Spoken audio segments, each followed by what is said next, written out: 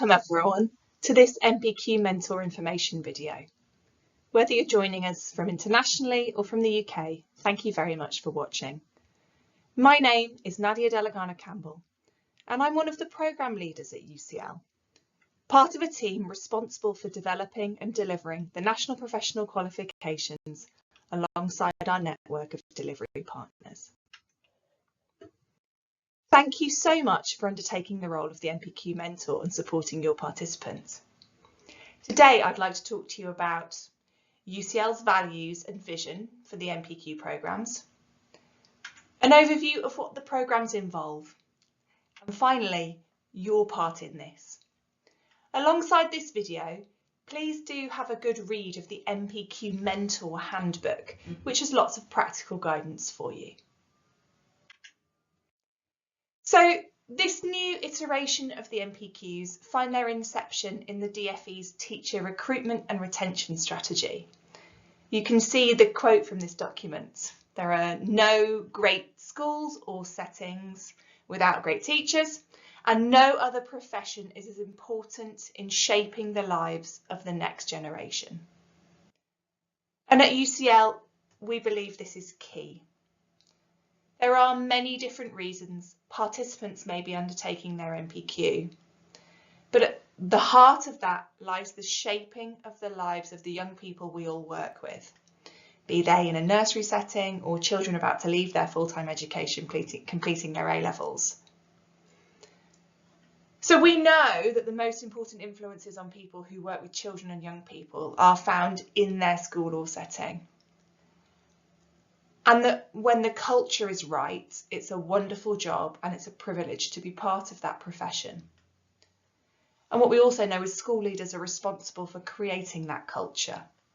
And that's what we want people doing these qualifications to really understand, that they are part of the solution to children's education.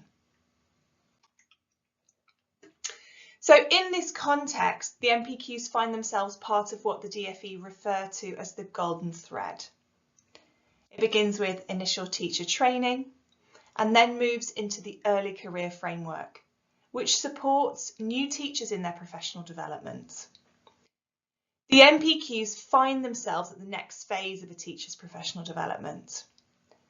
And at the heart of UCL's NPQ suite is a golden thread which considers how teachers and leaders shape the culture of their organisation and how that impacts on the outcomes of young people.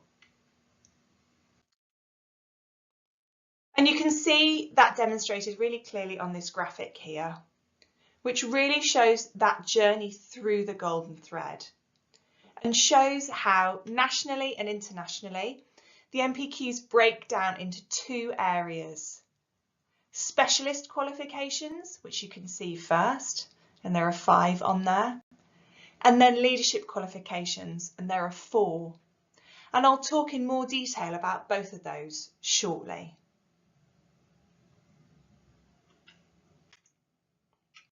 Firstly though, bearing in mind this golden thread, I want to share with you our centre-specific aims and values, which underpin how we envisage working with you.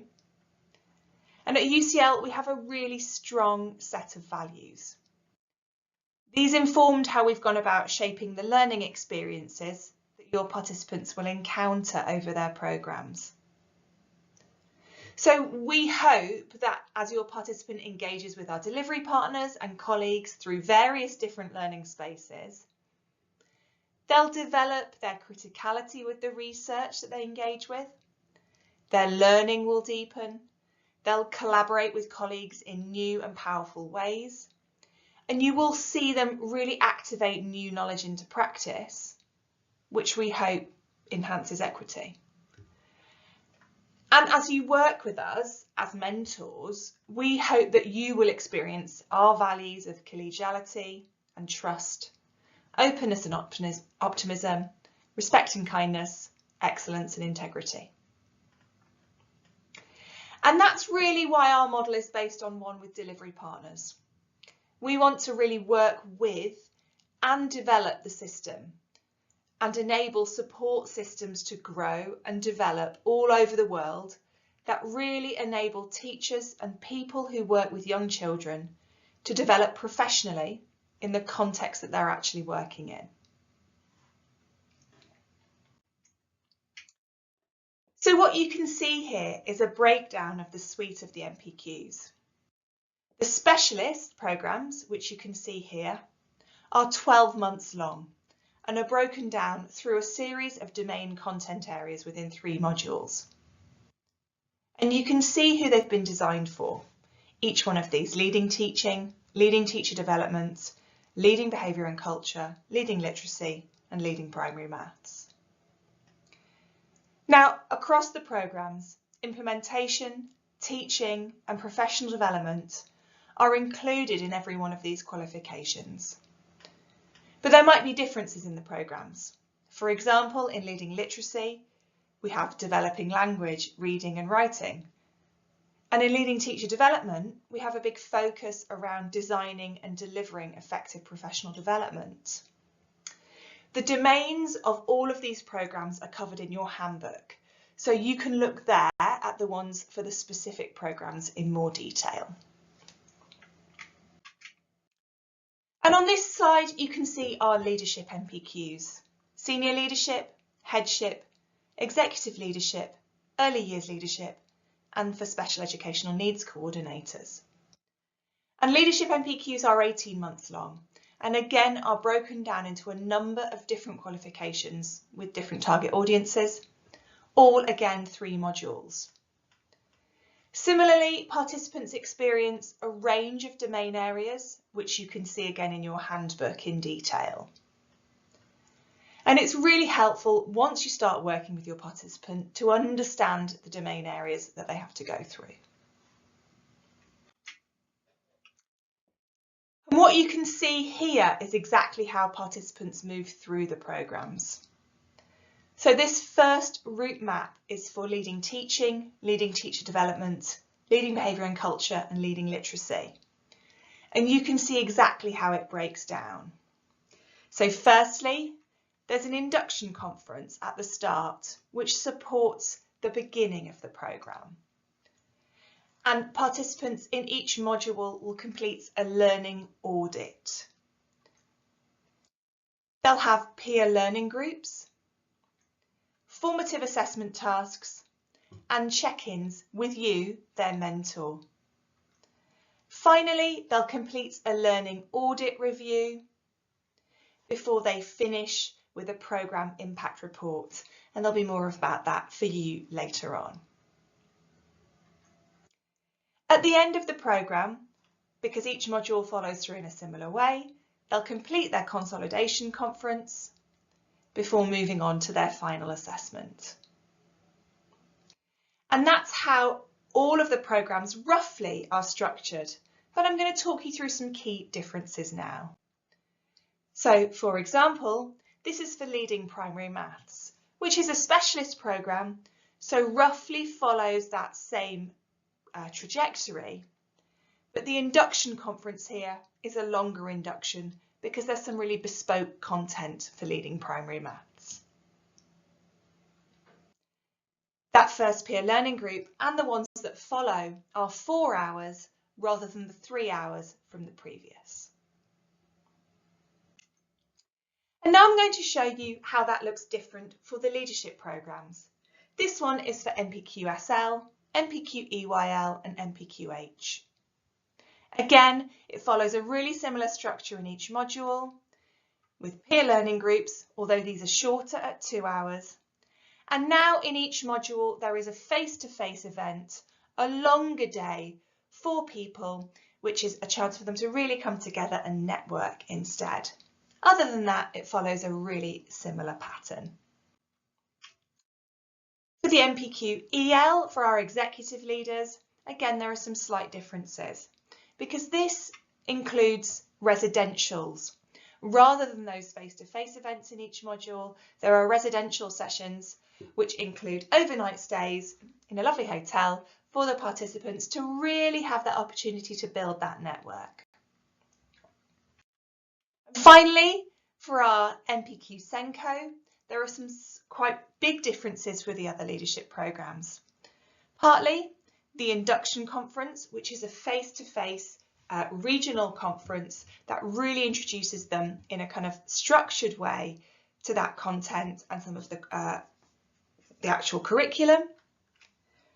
There are more frequent mentor meetings. And then at the end, a consolidation conference. So you can see there's a bit more talk time within that leadership programme. So those are the route maps. I'd advise you to go back to those really carefully. They're in your handbook and look at those in more detail, but those are some of the key differences. What you can see here is a graphic which shows the key programme components of each of our programmes. So what we're aiming to do in terms of activating knowledge and really getting this knowledge into participants' workplaces. And as an NPQ mentor, that's where you are so valuable. Really supporting in school. What are they learning? And so what? How do you put that in place together in school? So this shows the 3-module structure I was talking about earlier, as well as a really significant part of our programmes, which is the implementation project, which I'll talk about in more detail shortly. And down the right-hand side, there are a series of ways of learning, some of which might be online or could be face-to-face, although that might partly depend on your local delivery partner. And what we call those face-to-face events here happen in the leadership programmes, and the peer learning groups happen in both leadership and specialist programmes. The peer learning groups are a really key component of the UCL programmes. They are small coaching groups that provide participants with an opportunity to engage in professional dialogue that helps them reflect on the new knowledge they're gaining and how they're applying this in their context. We also look constantly for work-based application. So during the programme, participants will complete formative assessment tasks, and then at the end of the programme, all participants undertake a summative assessment. And in order to progress to that assessment, they need to engage with a minimum of 90% of the programme. This is tracked on UCL Extend, our virtual learning environment. And again, I'll talk about this a little later on too. So I mentioned that all NPQ programmes have an implementation domain, really thinking closely about how we implement new approaches or new ways of working or new ways of learning in a setting or a school. And the content across each NPQ programme is informed by research from the Education Endowment Foundation's Putting Evidence to Work, a School's Guide to Implementation. So as part of their NPQ, participants complete their own work-based implementation project, which really supports them to apply their learning in context. As the mentor, your discussions with participants about their implementation projects can have a huge impact on their progress. So it's essential that you are aware of the evidence that the domain is based on. And this guidance is in much more detail in your NPQ Mentor Handbook. So if you aren't familiar with it, you can really take a look in more detail there, as your participants will be very, very familiar with this diagram on the right by the time they complete their programme. Now, in April 2024, the EEF released updated guidance to supplement and support the process of implementation. And that's where this new diagram on the left is taken from. So this focuses on the behaviours that drive effective implementation, the contextual factors that facilitate it, and a structured but flexible approach to enacting it. And what we want is that the project aligns with an aspect of a participant's performance management responsibilities and also with school development priorities, so that it's really meaningful for the participants and for your organisation. And the project is not itself submitted or assessed, but it forms a critical part of the summative assessment submission. It's assessed in 2 of the 5 questions involved. So the project provides essential learning and supports that final assessment that participants will undertake. As part of the EEF's documents, there are lots of these kind of diagrams and resources. There's a framework to work through to really enable someone's thinking process. And this is available in your handbook directly, and you might find it useful to go through to consider your participants' project with them. So, where do you fit in? Well, sometimes you'll be in a coaching role, encouraging participants to really talk through their own learning. Other times you might be talking from your own experience, and we really value your experience in your setting. You'll be outside of their experience with their programme, and it's really important that you feel comfortable to act in that critical friend role. So throughout the 12 or 18-month period, participants are required to check in on their progress with you on 3 occasions. You have an opportunity to support them with their implementation project, firstly by really getting them to think about an appropriate project that's linked to development priorities and to their performance management targets. Then your role is getting them to talk about it, asking them to unpick it for you, explain their thinking, enable them to articulate their learning, and get them to think about what's important in what they're trying to achieve. The meetings also provide this opportunity for you to confirm their engagement with other components of the programme. So you are going to be the person who's going to be asking, how are you getting on?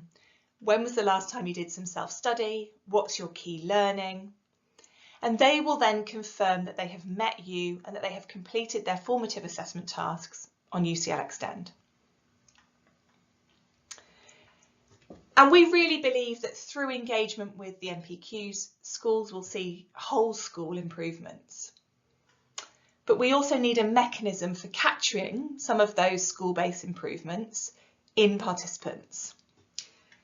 So the programme impact report seeks to do this. And at the end of the first and third modules of the programme, UCL will email you this short form about participant learning from the programme. And what we're looking for is your feedback to really gauge the impact that the programme has had. It could be useful to keep notes, and at the back of your NPQ Mentor handbook there is a form in the appendices that you can use to capture those conversations if you choose to. So it's really important that your participant has shared your details after their induction. So please do check in with them that they've done that, because we need them so obviously we can send the forms to the right person. And if you can't continue with the role, please make sure that your participant lets your delivery partner and UCL know so that those new details can be updated. So you can see here what your participant will see on UCL Extend, our virtual learning platform. This is an example from NPQSL, but they're all the same structure. And on the right hand side, they can check where they're up to in their programme, and they can show you that as they move towards that 90% required for assessment. On UCL Extend, we also have a dedicated section for NPQ mentors, which has got information and practical guidance. So there you can access overviews of the programmes, more detailed guidance on your role, and any key dates that you might need. So finally, thank you so much for your engagement with the programme and in supporting your participant. I really do hope that it will be a professionally rewarding experience for you. So please do take the time now to read that handbook fully and really integrate your learning from this video. Everything should make a lot of sense once you've seen that, and it will really support you to make that real difference to your participant. Thanks so much.